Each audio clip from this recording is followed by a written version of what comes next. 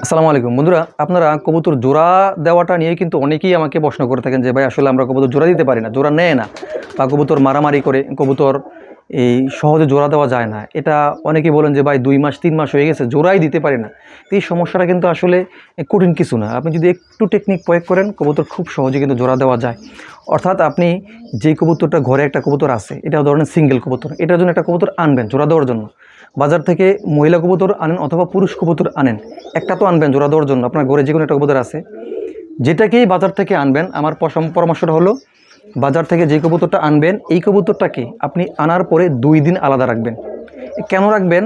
এই কবুতরটা হয়তো বা বাজারে নিয়ে আসছে জোড়া ভাঙ্গা নিয়ে আসছে, অথবা ওর সাথে জোড়া ছিল আলগা ছিল, আপনি কিন্তু জানেন না। তো যেই কারণে আপনি কবুতরটা বাজার থেকে আনার পরে 2 থেকে 3 দিন সম্পূর্ণ আলাদা একটা কাছিতে রেখে ভালো খাবার দিবেন, স্যালাইন দিবেন, তো ভালো মানের খাবার দেওয়ার চেষ্টা করবেন পালক বাইদা রেখে।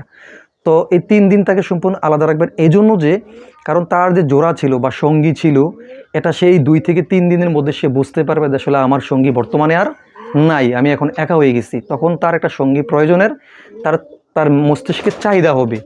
তখন যদি আপনি আপনার ঘরে যে কবুতরটা আছে, মহিলা কবুতর হোক বা পুরুষ কবুতর হোক, ওই কবুতরটাকে 2 থেকে 3 দিন পরে একত্রে দেওয়ার চেষ্টা করবেন। সাধারণত আমি যদি আপনাকে উদাহরণ দেওয়া বলি, আমার এই যে এখন এটা বসে রয়েছে, এটা হচ্ছে একটা মহিলা কবুতর অর্থাৎ মাদি কবুতর। এই কবুতরটা আমি গিরিবাজ কবুতর, আমি বড় করছি, এই বাচ্চা বড় করছি। তো বাচ্চা বড় করা সিঙ্গেলি বড় করছি, একটা দেখে ভালো লাগছে। তো বড় করার পরে এটা 6 মাস পূর্ণ হয়েছে, মানে 5 মাসের পর থেকেই দেখি যে আমার ঘরে অন্যান্য কবুতর যখন ডাকে তখন সে মাথা নত করে।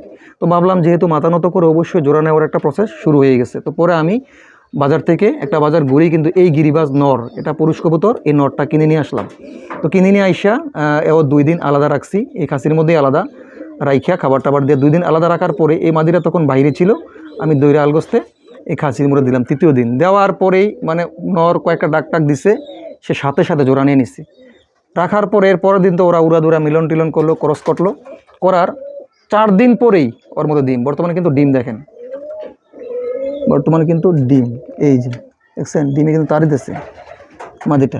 তো যাই হোক, মাশাআল্লাহ কবুতরের জাত ভালো। এটার মূল পেয়ার কিন্তু মানে এইটার যে পেয়ারটা, এইটা তো মহিলা কবুতর, এটার যে জোড়াটা বর্তমানে আমার আছে গিরিবাজ টঙ্গের মধ্যে।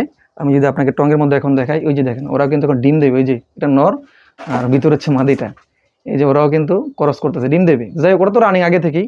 এখন মূল বিষয় হলো এই যে কবুতরটা জোড়া দেওয়াটা কিন্তু ইজি ব্যাপার। আমি যে আপনাকে যে প্রসেসটা বলছি, আপনি যদি এই প্রসেসে বা এই নিয়মে কবুতরকে আইনা জোড়া দেন, খুব সহজে জোড়া নেবে। এখন আপনার কথা ভুলটা করেন, আপনার বাচ্চা থেকে যে কবুতর নিয়ে আসছেন জোড়া বাইঙ্গা হয়তো দিচ্ছে ব্যাপারী বা পাইকার যেই দিচ্ছে, এটা আপনি আইনার সাথে সাথে কবুতরকে দেন।